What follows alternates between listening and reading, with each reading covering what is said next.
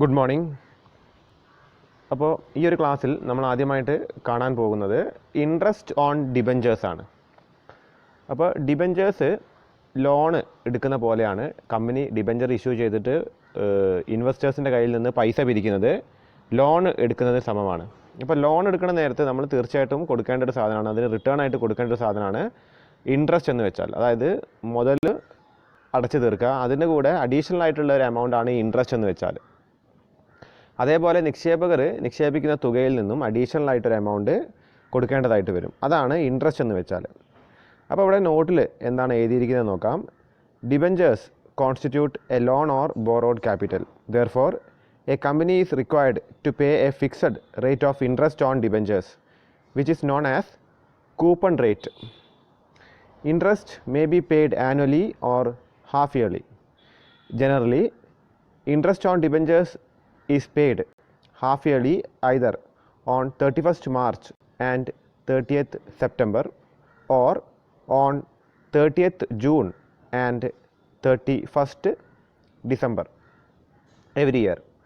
Interest payable on debenture is charged against profit. അപ്പോൾ debentures നമ്മൾ എടുത്തു കഴിഞ്ഞാൽ അതിൻ്റെ ഇൻട്രസ്റ്റ് നിർബന്ധമായിട്ടും നിക്ഷേപകർക്ക് കൊടുക്കണം. അപ്പോൾ അതിൻ്റെ ജേർണൽ എൻട്രീസ് നിർബന്ധമായിട്ടും അക്കൗണ്ടന്റുമാർ ഈ സമയങ്ങളിൽ അധികം അത് ചിലപ്പോൾ വാർഷികമായിട്ടാണ് കൊടുക്കുക, പെർ ആനം ആയിട്ടാണ് കൊടുക്കുക, അല്ലാത്ത പക്ഷം ഹാഫ് ഇയർലി ആയിട്ടാണ് കൊടുക്കുക. അപ്പോൾ ഹാഫ് ഇയർലി എന്ന് പറയുമ്പോൾ നമ്മൾ നോർമൽ അക്കൗണ്ടിങ് പീരീഡ് ആണെങ്കിൽ 30th സെപ്റ്റംബറും 31st മാർച്ചും ആണ് വരിക. ഹാഫ് ഇയർലി ഇൻട്രസ്റ്റ് ഡ്യൂ ആവുന്ന ടൈം 30th സെപ്റ്റംബറും 31st മാർച്ചും ആണ് വരിക. അല്ലാത്ത പക്ഷം ഇപ്പോൾ കലണ്ടർ ഇയർ ആണ് നമ്മൾ അക്കൗണ്ടിങ് പീരീഡ് ആയിട്ട് എടുക്കുന്നതെങ്കിൽ അത് ജൂൺ 30th ഡിസംബർ 31st ആണ് ഇൻട്രസ്റ്റ് കൊടുക്കാനുള്ള പീരീഡായിട്ട് വരിക. നോർമൽ കേസിൽ ഹാഫ് ഇയർലി ആണ് ഇൻട്രസ്റ്റ് കൊടുക്കാമെന്നാണ് പറയുന്നത്. ഓക്കെ, അപ്പോൾ ഇതാണ് ഇൻട്രസ്റ്റ് ഓൺ ഡിബഞ്ചേഴ്സ് എന്ന് വെച്ചാൽ. അപ്പോൾ ഈ ഒരു നോട്ട് നിങ്ങളുടെ നോട്ട്ബുക്കിലേക്ക് എഴുതി വെക്കുക. ഇനി നിങ്ങൾ അടുത്തതായിട്ട് ഈ ഒരു ഹെഡിങ് എഴുതുക, accounting treatment four interest on debenture. അപ്പോൾ നമ്മൾ അക്കൗണ്ടിങ് ആണ് പഠിക്കുന്നത്. അപ്പോൾ അക്കൗണ്ടിങ്ങിൽ എങ്ങനെയാണ് ഇൻട്രസ്റ്റ് ഓൺ ഡിബഞ്ചറിൽ എങ്ങനെയാണ് ട്രീറ്റ് ചെയ്യേണ്ടതെന്നാണ് നമ്മളിവിടെ നോക്കാൻ പോകുന്നത്. ഓക്കെ, അപ്പോൾ ഈ ഒരു ഹെഡിങ് എഴുതി വെക്കുക. എന്നിട്ട് നമുക്ക് ഇതിൻ്റെ അക്കൗണ്ടിങ് ട്രീറ്റ്മെൻറ്റിനെ കുറിച്ചിട്ട് നോക്കാം.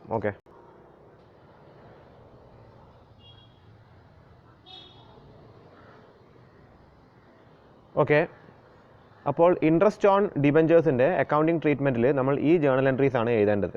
അപ്പോൾ അതിൽ ഫസ്റ്റ് ജേർണൽ എൻട്രി നോക്കാം. When interest is due. Interest due ആവുക എന്ന് വെച്ച് കഴിഞ്ഞാൽ ഇൻട്രസ്റ്റ് കൊടുക്കാൻ ടൈം ആവുക, ഇൻട്രസ്റ്റ് കൊടുക്കാനായി.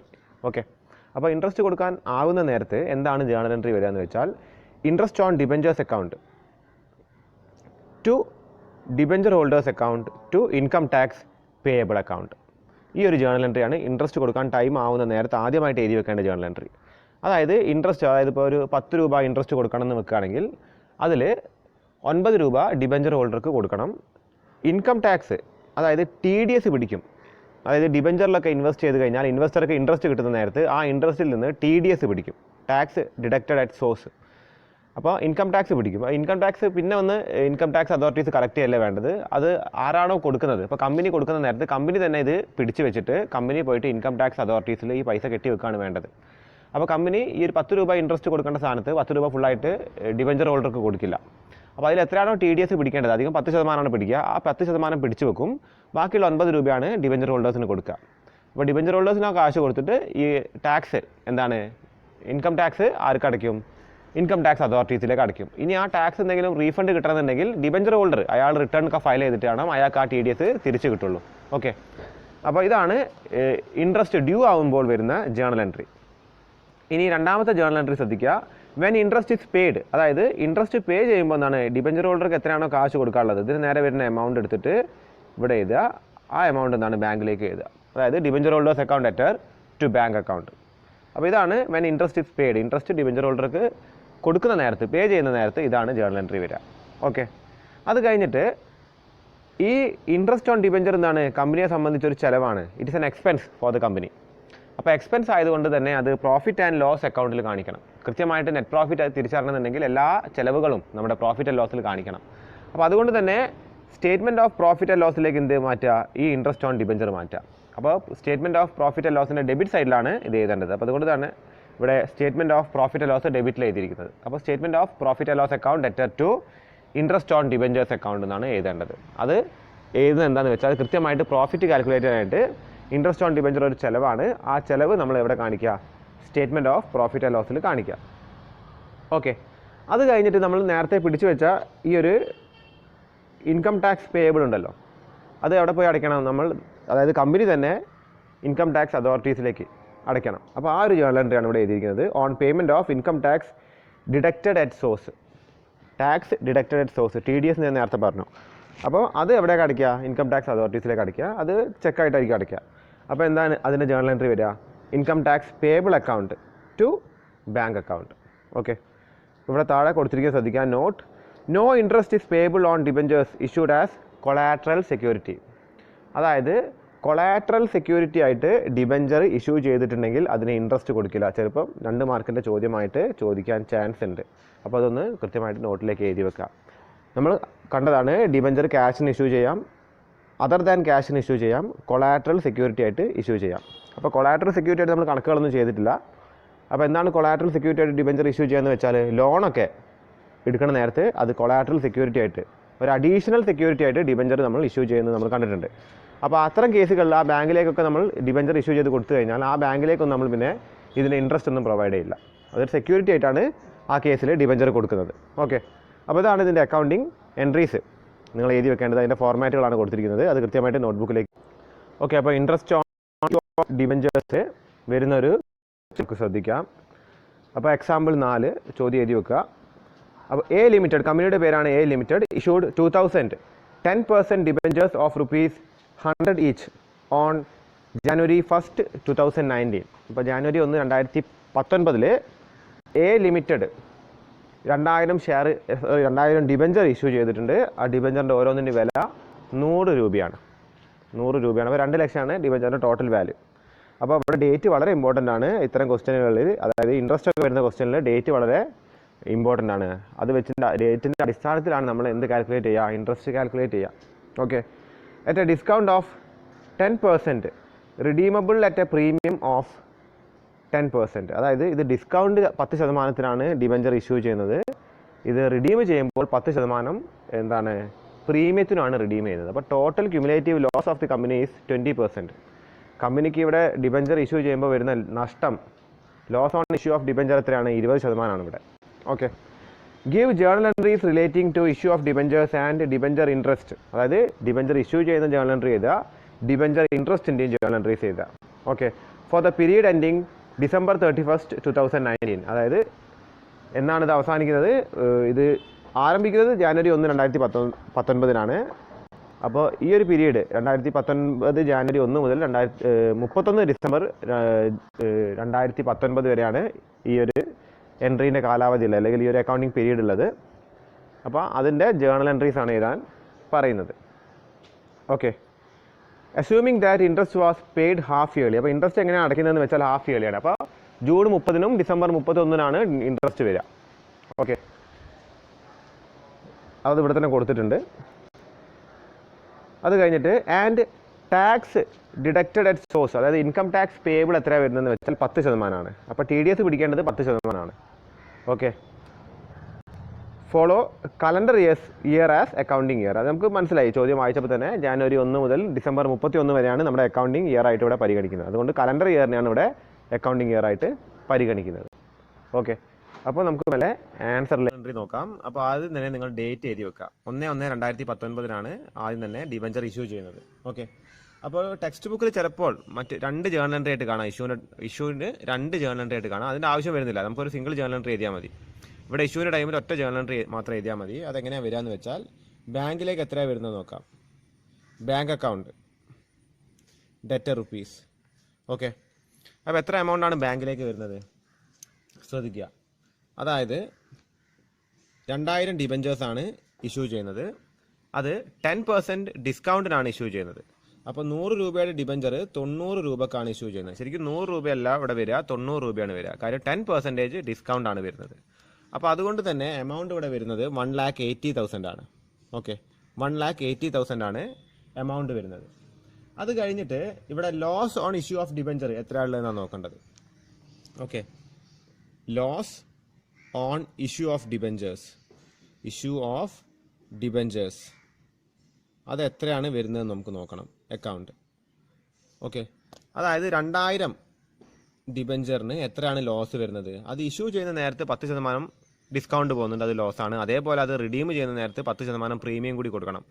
അപ്പോൾ cumulative loss is equal to 20 rupees. 20 രൂപ അല്ലെങ്കിൽ 20% ഇതിൻ്റെ ലോസ് വരുന്നത്. അപ്പോൾ അതുകൊണ്ട് തന്നെ ഇവിടെ ലോസ് വരുന്നത് 40,000 ആണ്.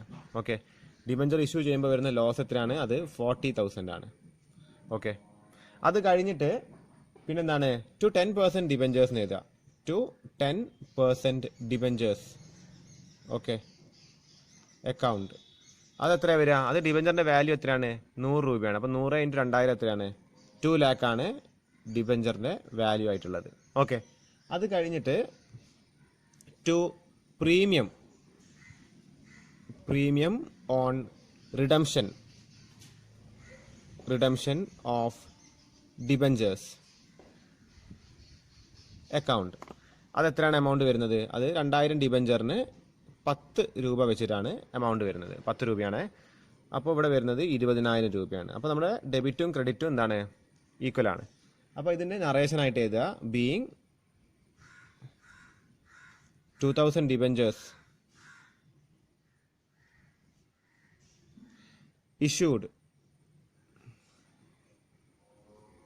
issued on discount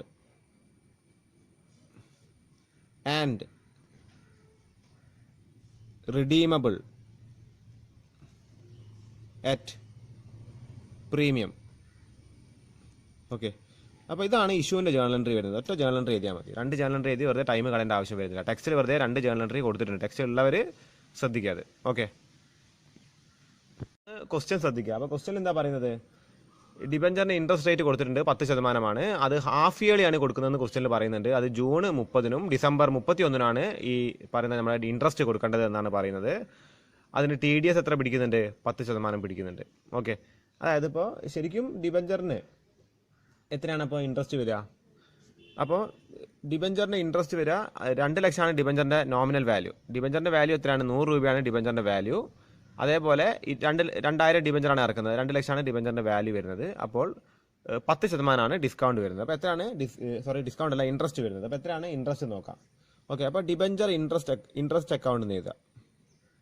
debenture interest account. Okay, അപ്പോൾ ഡിബഞ്ചറിൻ്റെ വാല്യൂ എത്രയാണ് വരുന്നത്? ഡിബഞ്ചറിൻ്റെ വാല്യൂ വരുന്നത് 2 lakh ആണ്. Into 10% into 6/12. 2 lakh ഇൻറ്റു 10%, അത് 2 lakh ഇൻറ്റു 10/100 ചെയ്യുക. അതിനെ ഇൻറ്റു 6/12 ചെയ്യാം. 6/12 ശരിക്കും എന്താണ്? 1/2 ആണ്, ഹാഫ് ആണ്. അപ്പോൾ ഇവിടെ 2 lakhൻ്റെ 10% എത്രയാണ് വരിക? 20,000 വരിക. 20,000-നെ 6/12 ചെയ്യുന്ന നേരത്തെ അല്ലെങ്കിൽ അതിൻ്റെ ഹാഫ് എടുക്കുന്ന നേരത്ത് 10,000 വരും. ഒരു ഫുൾ ഇയറിനാണ് എന്ത് കിട്ടുക? 20,000 കിട്ടുക. 6 മാസം കഴിയുമ്പോൾ 10,000 കിട്ടുള്ളൂ ഇൻട്രസ്റ്റ് ആയിട്ട്. ഓക്കെ, ടു എന്താണ്? Debenture holder.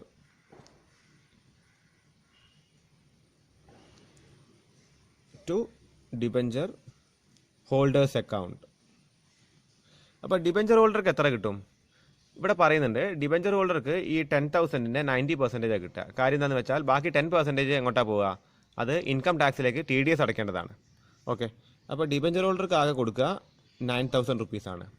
ഓക്കെ, അപ്പോൾ TDSൻ്റെ ലോ അതാണ്. അതായത് ആരാണോ ഇൻകം കൊടുക്കുന്നത് അയാൾ ആ TDS പിടിച്ചു വെച്ചിട്ട് വേണം ഇൻകം ലഭിക്കുന്ന ആൾക്ക് പൈസ കൊടുക്കാനായിട്ട്. എന്നിട്ട് ഈ കൊടുക്കുന്ന ആൾ, അതായത് ഇൻകം കൊടുക്കുന്ന ആൾ വേണം ഈ പിടിച്ച TDS കൊണ്ടുപോയിട്ട് ഇൻകം ടാക്സിലേക്ക് കൊണ്ടുപോയി അടയ്ക്കേണ്ടത്. ഓക്കെ, അപ്പോൾ 2 ഡിബഞ്ചർ ഹോൾഡേഴ്സ് എത്ര? 9,000 ആണ്. ബാക്കി വരുന്ന 1,000 എങ്ങോട്ടാണ് പോകുന്നത്? ആ 1,000 പോകുന്നത് ഇൻകം ടാക്സിലേക്കാണ് പോകുന്നത്. അപ്പോൾ എങ്ങനെ എഴുതേണ്ടതെന്ന് വെച്ചാൽ ഇൻകം ടാക്സ് പേയബിൾ അക്കൗണ്ട്. അതെത്ര വരും? 1,000 റുപ്പീസ് വരും. ഓക്കെ, അപ്പോൾ ഇത് എന്താണ്? നറേഷൻ എഴുതുക. Being interest on debenture becomes due. Okay, ഏതാണുള്ളത്? ഈ പറയുന്ന ഡിബഞ്ചർ ഹോൾഡർക്ക് എന്ത് കൊടുക്കണം? ഈ ഇൻട്രസ്റ്റ് ക്യാഷ് ആയിട്ട് കൊടുക്കണം, അല്ലെങ്കിൽ ബാങ്ക് ത്രൂ കൊടുക്കണം. അതിൻ്റെ ജേർണൽ എൻട്രി ആണ് ഇവിടെ എഴുതേണ്ടത്. ഓക്കെ, അപ്പോൾ അതിൻ്റെ ജേർണൽ എൻട്രി എന്താ വരിക? ഡിബഞ്ചർ ഹോൾഡേഴ്സ് അക്കൗണ്ട്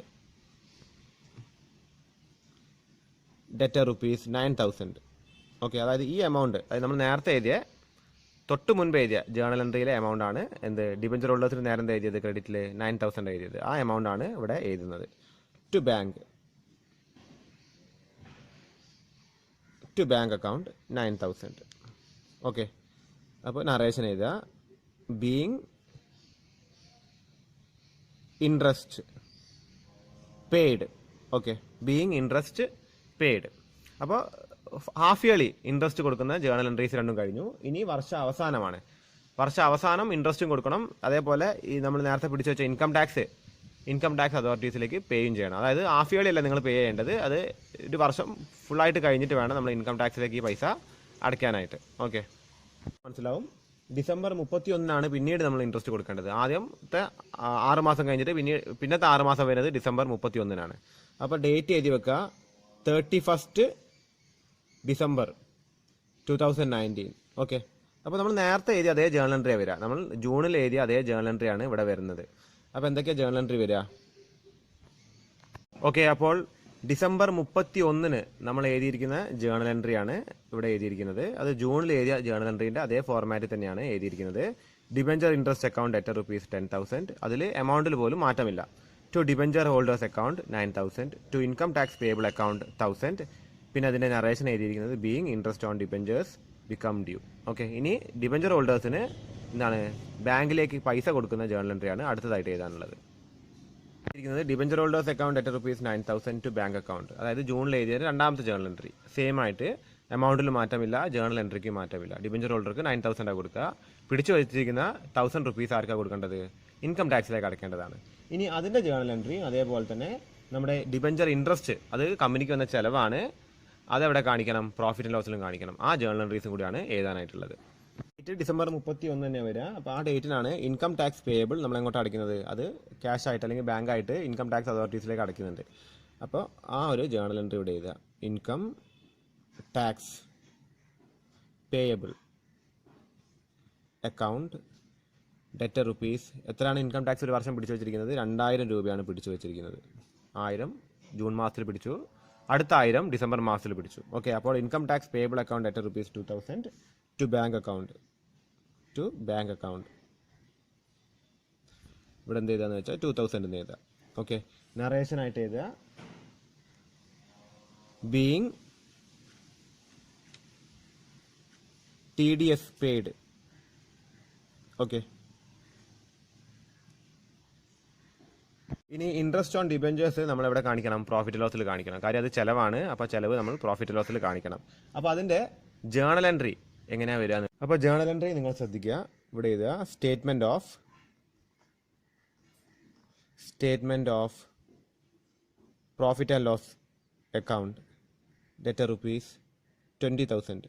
ഒരു വർഷം നമ്മൾ കൊടുത്തിരിക്കുന്ന ഇൻട്രസ്റ്റ് എത്രയാണ്? 20,000 രൂപയാണ്. TDS അയാൾ കൊടുക്കേണ്ടതാണ്, നമ്മൾ കൊടുത്തതാണത്. അപ്പോൾ TDS കുറച്ചുള്ള എമൗണ്ട് എന്നുള്ള എഴുതുന്നുണ്ട്. കൃത്യമായിട്ട് എത്രയാണ് എമൗണ്ട് ഇൻട്രസ്റ്റ് ഓൺ അല്ലെങ്കിൽ ഡിബഞ്ചർ ഇൻട്രസ്റ്റ് ആയിട്ട് എത്രയാണ് വന്നിരിക്കുന്നത് ആ എമൗണ്ട് എഴുതുക. ഓക്കെ, ടു ഡിബഞ്ചർ ഇൻട്രസ്റ്റ് എന്ന് എഴുതുക. ടു ഡിബഞ്ചർ ഇൻട്രസ്റ്റ് അക്കൗണ്ട് അത് ഇവിടെ എഴുതുക 20,000. നറേഷനായിട്ട് എഴുതുക being debenture interest transferred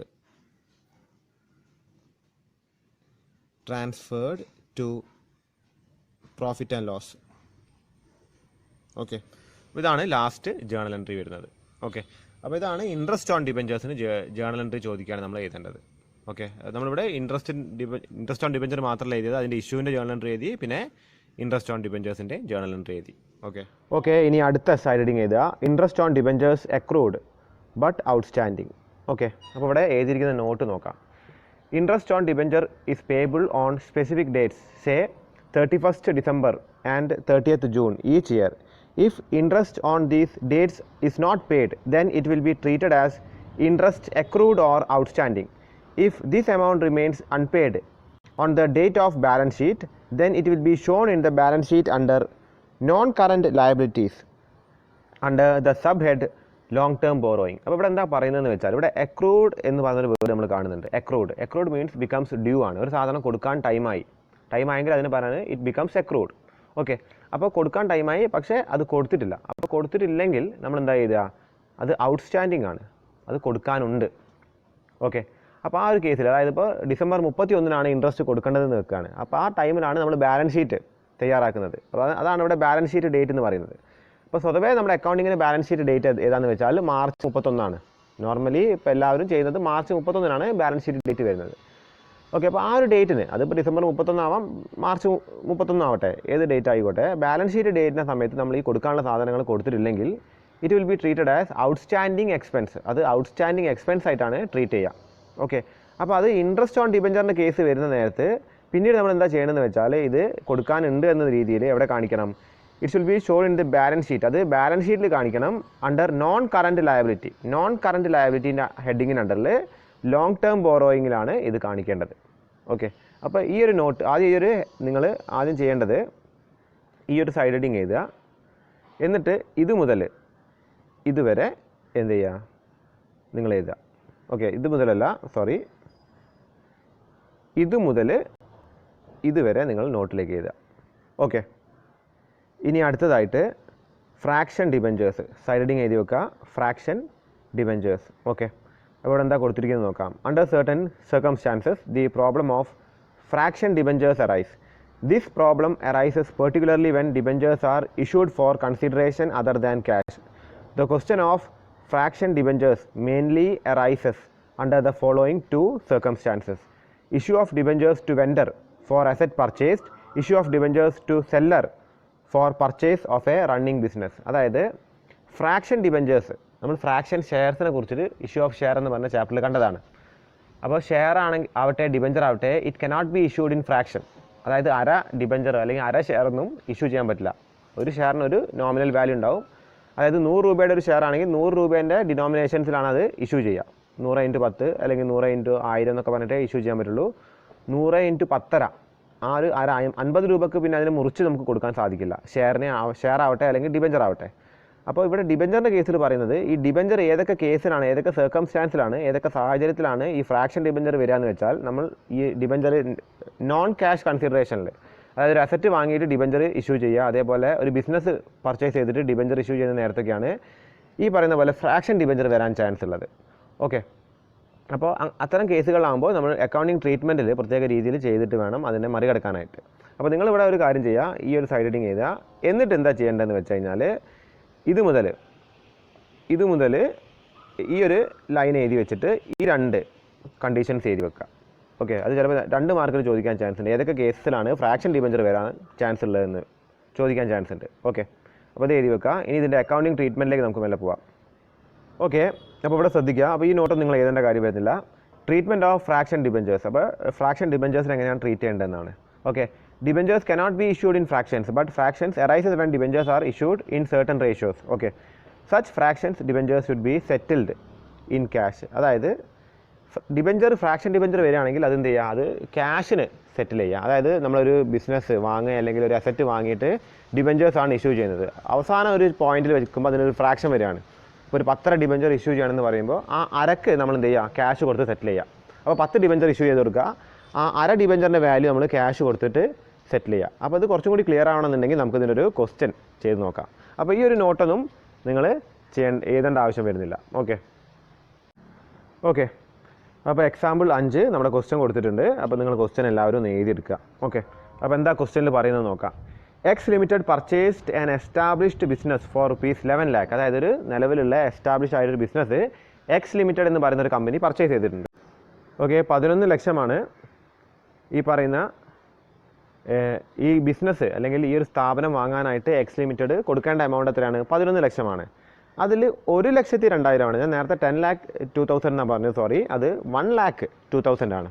okay, 1,02,000 രൂപയാണ് ഇവർ എന്തായിട്ട് കൊടുക്കുന്നത്, ക്യാഷ് ആയിട്ട് കൊടുക്കുന്നത്.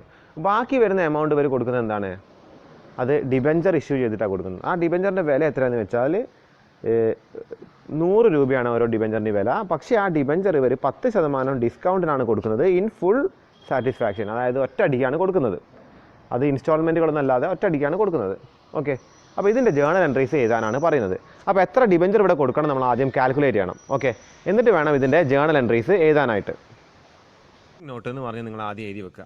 ഓക്കെ, അപ്പോൾ വർക്കിംഗ് നോട്ടിൽ നമ്മൾ ആദ്യം കണ്ടെത്തേണ്ടത് കൺസിഡറേഷൻ പേയബിൾ ഇൻ ഡിബഞ്ചേഴ്സ്. അതായത് ഡിബഞ്ചേഴ്സ് ആയിട്ട് എത്ര എമൗണ്ട് ആണ് നമ്മൾ കൊടുക്കേണ്ടത് എന്നാണ് ആദ്യം നോക്കേണ്ടത്.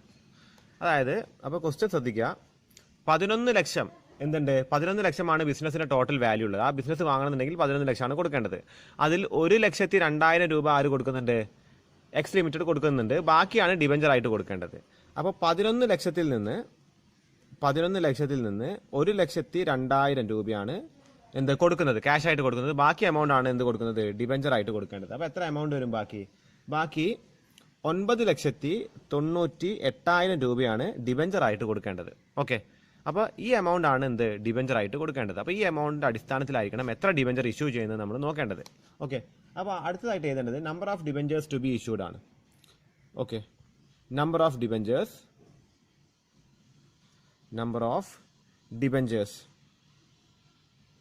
to be issued, number of debentures to be issued. അപ്പോൾ ക്വസ്റ്റ്യൻ ശ്രദ്ധിക്കുക, എത്രയാണ് ഡിബഞ്ചറിൻ്റെ വില, 100 രൂപയാണ് ഡിബഞ്ചറിൻ്റെ വില. അതിൽ 10% ഡിസ്കൗണ്ട് ആയിട്ട് കൊടുക്കുന്നുണ്ട്. അതായത് 9,98,000 രൂപയുടെ ഡിബഞ്ചറാണ് കൊടുക്കേണ്ടത്. അത് 100 രൂപയുടെ ഡിബഞ്ചർ 10 രൂപ കുറച്ചിട്ടാണ് കൊടുക്കേണ്ടത്. അപ്പോൾ 9,98,000 ഡിവൈഡ് ബൈ 90 വരും. അപ്പോൾ എത്ര ഡിബഞ്ചർ കൊടുക്കേണ്ടി വരും, എത്ര ഡിബഞ്ചർ കൊടുക്കേണ്ടി വരും എന്ന് വെച്ച് കഴിഞ്ഞാൽ 11,088.88 ഡിബഞ്ചർ കൊടുക്കേണ്ടി വരും. ഓക്കെ, 0.88. അപ്പോൾ ഇവിടെ ഫ്രാക്ഷൻ വന്നു. ഓക്കെ, അപ്പോൾ അതാണ് നമ്മൾ ഇനി അടുത്തതായിട്ട് ശ്രദ്ധിക്കേണ്ടത്. അതായത് 11,088 ഡിബഞ്ചറാണ് കൊടുക്കേണ്ടത്. അപ്പോൾ ഇതിൻ്റെ യഥാർത്ഥ ഫേസ് വാല്യൂ എത്രയാണെന്ന് നോക്കാം. അതായത് ഈ 100 രൂപ വെച്ചിട്ട് ഇതിൻ്റെ ഫേസ് വാല്യൂ ഒന്ന് കാൽക്കുലേറ്റ് ചെയ്യുക. അതായത് 11,088 ഈ 0.88 നമുക്ക് കൂട്ടണ്ട, ഫ്രാക്ഷൻ ഡിബഞ്ചർ ആ ഫ്രാക്ഷൻ ഇപ്പോൾ കൂട്ടേണ്ട ആവശ്യമില്ല. ഈ 0.88 വെച്ചിട്ട് നമ്മൾ നോക്കിക്കഴിഞ്ഞാൽ എത്രയാണ് എമൗണ്ട് വരുന്നത്. അതായത് 11,08,800 വരും. ഓക്കെ, 11,08,800 ആണ് എന്ത് യഥാർത്ഥ ഫേസ് വാല്യൂവിൽ വരുമ്പോൾ ഇത്രയും ഡിബഞ്ചർ ഈ 100 രൂപക്ക് വരികയാണെങ്കിൽ വരിക. അതായത് ഒരു ഡിബഞ്ചറിൻ്റെ വില ശരിക്കും 100 രൂപയാണല്ലോ. അപ്പോൾ ആ 100 രൂപ വെച്ചിട്ട് ഇതിൻ്റെ യഥാർത്ഥ വില ഒന്ന് കാൽക്കുലേറ്റ് ചെയ്ത് നോക്കുക. അത് കഴിഞ്ഞിട്ട് ഇവിടെ നമ്മൾ എത്രയാണ് കൊടുക്കുന്നത്, 10% ഡിസ്കൗണ്ട് കൊടുക്കുന്നില്ലേ, ആ ഡിസ്കൗണ്ട് ഒന്ന് ഇവിടുന്ന് കഴിക്കുക. ഓക്കെ, ലെസ് 10% ഡിസ്കൗണ്ട്, അതായത് ഇതിൻ്റെ 10% എത്രയാണ്, ഇതിന്നൊരു 0 വെട്ടിയാൽ മതി. 1,10,880 വരും. ഓക്കെ, അപ്പോൾ എന്താണ് ഇതിൻ്റെ ഇഷ്യൂ പ്രൈസ് ഓഫ് ഡിബഞ്ചർ ഇത്രയാണ് വരുന്നത്. Okay, issue price of debenture എത്ര വരിക, ഇതിൽ നിന്ന് ഇത് മൈനസ് ചെയ്യുക. അപ്പോൾ ഇത് മൈനസ് ചെയ്യുമ്പോൾ വരുന്നത് 9,97,920. ഓക്കെ, അപ്പോൾ ഇത്രയും എമൗണ്ടിൻ്റെ ഡിബഞ്ചറെ നമുക്ക് ഇഷ്യൂ ചെയ്യാൻ പറ്റുള്ളൂ. അതായത് നമ്മൾ നേരത്തെ അതായത് 11 ലക്ഷം വരെയുള്ള ബിസിനസ് ക്യാഷ് ആയിട്ട് കൊടുത്തത് 1,02,000 ആണ്. ഇനി ഡിബഞ്ചറായിട്ട് ഇഷ്യൂ ചെയ്യേണ്ടിയിരുന്നത് 9,98,000 രൂപയുടെ ഡിബഞ്ചർ കൊടുക്കണമായിരുന്നു. പക്ഷേ ഡിബഞ്ചർ ഇവിടെ ഫ്രാക്ഷൻ വരുന്നുണ്ട്. അപ്പോൾ 11,088.88 വന്നതുകൊണ്ട് ഈ 88 നമ്മൾ എന്താണ് കണക്ക് കൂട്ടാൻ പറ്റില്ല. അപ്പോൾ നമുക്ക് മനസ്സിലായി ഈ 11,088 നമ്മൾ ഒന്നുകിൽ ആദ്യം എന്ത് ചെയ്യുക, 100നെ കൊണ്ട് മൾട്ടിപ്ലൈ ചെയ്തിട്ട് അതിൻ്റെ ഡിസ്കൗണ്ട് കുറയ്ക്കുക. അല്ലാന്നുണ്ടെങ്കിൽ നിങ്ങൾ എന്ത് ചെയ്താൽ മതി എന്ന് വെച്ചാൽ ഈ എമൗണ്ട് ഓഫ് ഡിബഞ്ചർ, അതായത് ഫ്രാക്ഷൻ ഒഴിവാക്കിക്കൊണ്ടുള്ള ഈ എമൗണ്ടിനെ 90നെ കൊണ്ട്, നമുക്കറിയാം ഡിസ്കൗണ്ടിലാണല്ലോ ഇഷ്യൂ ചെയ്യുന്നത്, അപ്പോൾ 90നെ കൊണ്ട് മൾട്ടിപ്ലൈ ചെയ്താലും ഇതേ എമൗണ്ട് വരും. ഓക്കെ, അപ്പോൾ ഈ എമൗണ്ടിലുള്ള ഡിബഞ്ചർ മാത്രമേ നമുക്ക് എന്ത് ചെയ്യാൻ പറ്റുള്ളൂ, നമുക്ക് ഇഷ്യൂ ചെയ്യാനായിട്ട് സാധിക്കുള്ളൂ. പക്ഷേ ഡിബഞ്ചറായിട്ട് കൊടുക്കേണ്ടത് എത്രയാണ്, ഈ എമൗണ്ടാണ് കൊടുക്കേണ്ടത് അല്ലേ, ഈ ഒരു എമൗണ്ടാണ് കൊടുക്കേണ്ടത്. അപ്പോൾ ഇവിടെ എത്ര കുറവുണ്ട്, 1,97,920 ആണ് ഡിബഞ്ചറായിട്ട് കൊടുക്കേണ്ട എമൗണ്ട്. ശരിക്കും നമ്മൾ ബാക്കി വരുന്ന എമൗണ്ട് ശരിക്കും 11 ലക്ഷത്തിൽ നിന്ന് 1,02,000 കുറച്ച് കഴിഞ്ഞാൽ 9,98,000 കൊടുക്കണമായിരുന്നു. അപ്പോൾ ഇവിടെ 80 രൂപയുടെ വ്യത്യാസം വരുന്നുണ്ട്. അതും എന്തായിട്ട് കൊടുക്കുക, ക്യാഷ് ആയിട്ട് തന്നെ കൊടുത്തേക്കുക. അത് ആ ഒരു 0.88 എന്ന് പറഞ്ഞിട്ട് ഡിബഞ്ചറായിട്ട് കൊടുക്കാൻ നമുക്ക് സാധിക്കില്ല. അപ്പോൾ അതും കൂടി താഴെ ഒന്ന് എഴുതി വെക്കുക. Amount to be paid in cash for fraction debenture. അപ്പോൾ എത്രയാണ് വരിക എമൗണ്ട്, അതായത് 9,98,000 minus 9,97,920 which is equal to 80 rupees. Okay, അപ്പോൾ ഇത് നമ്മൾ ക്യാഷ് ആയിട്ടും കൊടുക്കണം. ഈ എമൗണ്ട് ക്യാഷ് ആയിട്ട് കൊടുക്കുക. കാര്യം ഈ എമൗണ്ട് നമ്മൾ ഡിബഞ്ചർ ആയിട്ട് കൊടുക്കാൻ പറ്റില്ല. അത് 0.88 കണക്കിലാണ് ഈ ഒരു എമൗണ്ട് വരുന്നത്. അപ്പോൾ ഫ്രാക്ഷൻ ആയിട്ട് കൊടുക്കാൻ പറ്റാത്തതുകൊണ്ട് ഈ ഒരു എമൗണ്ടും കൂടി ക്യാഷ് ആയിട്ട് കൊടുക്കുക. ഓക്കെ, അപ്പോൾ 80 രൂപ ഒരു കമ്പനിക്ക് കൊടുക്കാൻ വലിയ പ്രയാസം വരുന്നില്ല. ഇനി നമുക്ക് ഇതിൻ്റെ ജേണൽ എൻട്രിയിലേക്ക് കടക്കാം. ജേണൽ എൻട്രി ചെയ്താൽ ബിസിനസ് പർച്ചേസ് ചെയ്യുന്ന ജേണൽ എൻട്രിയാണ്. അപ്പോൾ എന്താ എൻട്രി വരിക? Business purchase account, debtor rupees 11 lakh. ക്വസ്റ്റ്യനിൽ പറയുന്നുണ്ട് 11 ലക്ഷമാണ് ബിസിനസിൻ്റെ total value. To vendor account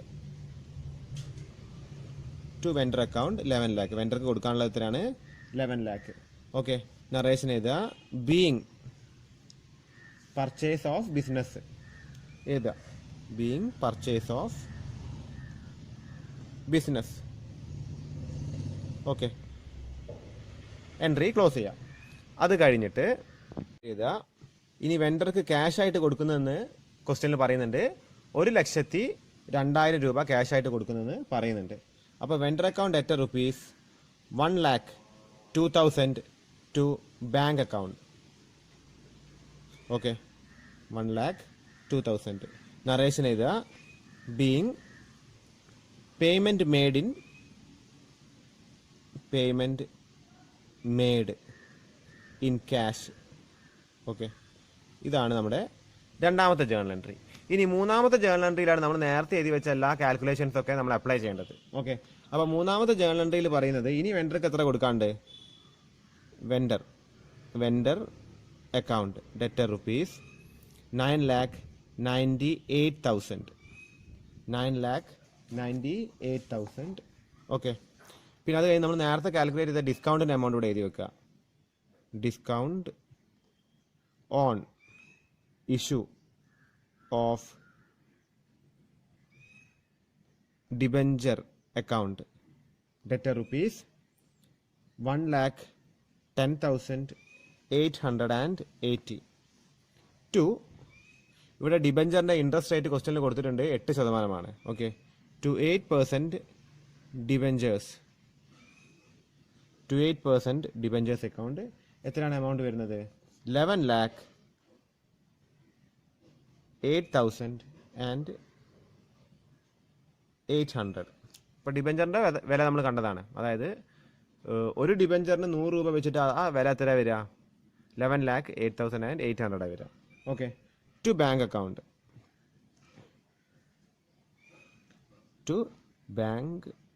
account.